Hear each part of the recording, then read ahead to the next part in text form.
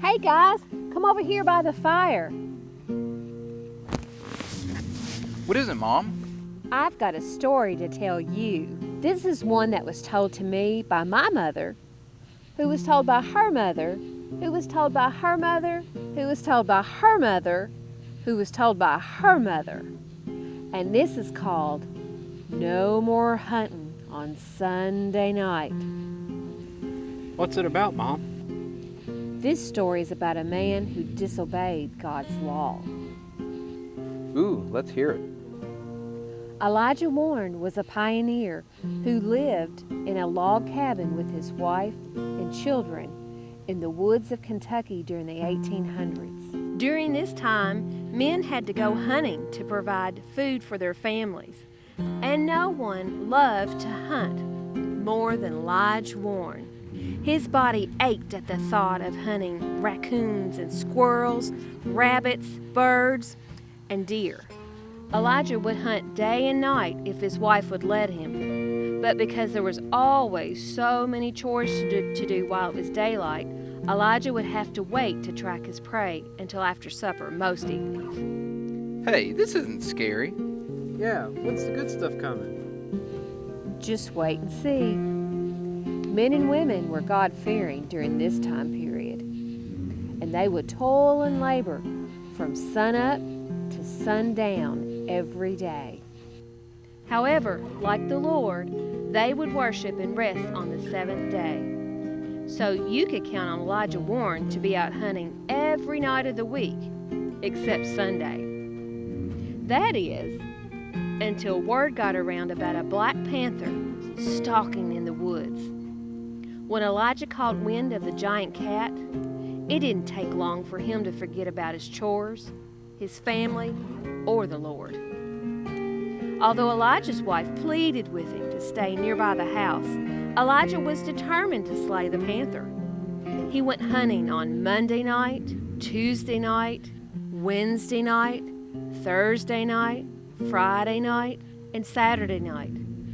Each night, Elijah would hear the panther screaming like a desperate woman in the woods, but could not catch a glimpse of the ghost-like beast.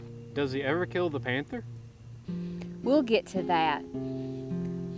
When Sunday evening rolled around, Elijah Warren insisted on hunting again. "Oh, please don't go," begged his wife. "The children and I miss seeing you. And if that old panther's out there in the woods, he'll still be out there tomorrow." Well, ignoring his wife's plea, Elijah grabbed his rifle and hurried out the door. Around midnight, Elijah's wife could hear the thumping of his boots on the porch. The door gave an eerie creaking sound as Elijah tried not to wake his family.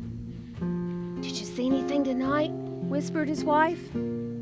"Nothing," grumbled Elijah. This was unusual, as Elijah was used to bringing home some kind of critter for the next day's meal. Elijah hung his rifle above the fireplace mantel and crawled into bed with his wife. Within moments, he was sound asleep. Yeah, I'd be bored to sleep too if I didn't kill anything. Suddenly, Elijah's eyes popped wide open. "What's that?" he thought. "What is that strange sound?" Something was pacing back and forth across the front porch. Too startled to move and not wanting to wake his family, Elijah lay frozen in his bed. He could see a dark shadow, not human, cross in front of the only window on the cabin. The hair on Elijah's neck stood up as a new sound emerged outside the cabin wall. It was the sound of scratching. Something with claws was outside the cabin and was scratching at the chinking between the walls near his children's bed. With every bone in his body shaking like an earthquake, Elijah slowly pulled back the covers and placed his feet on the floor. Just as he was about to take a step towards his rifle, Elijah began to hear the low, moaning voice of something not human. Monday night, Tuesday night, Wednesday night, Thursday night, Friday night, Saturday night, but no more hunting on Sunday night. What? This couldn't be, Elijah.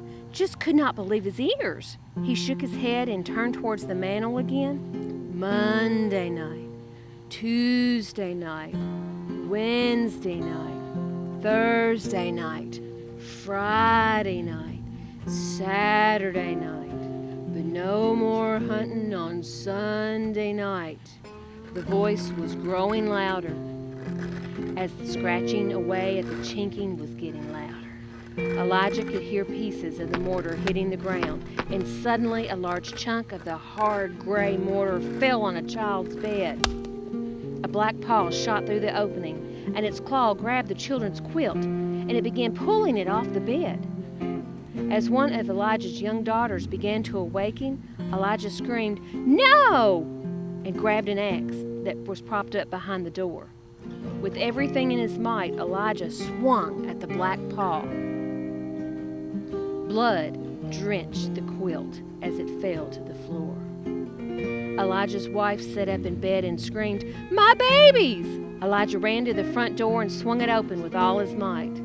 As he stood on the front porch, squinting towards the woods, Elijah thought he saw a pair of glowing eyes staring at him. Suddenly, chills ran down his spine. In the distance, Elijah could hear that deep, horrid voice haunting him. Monday night, Tuesday night, Wednesday night, Thursday night, Friday night, Saturday night, but no more hunting on Sunday night. You mean the panther got away? It sure did. You know, God has a way of getting our attention when we don't follow His laws. And after that, Elijah warned would only go hunting on Monday night, Tuesday night, Wednesday night, Thursday night, Friday night, Saturday night, but no more hunting on Sunday night.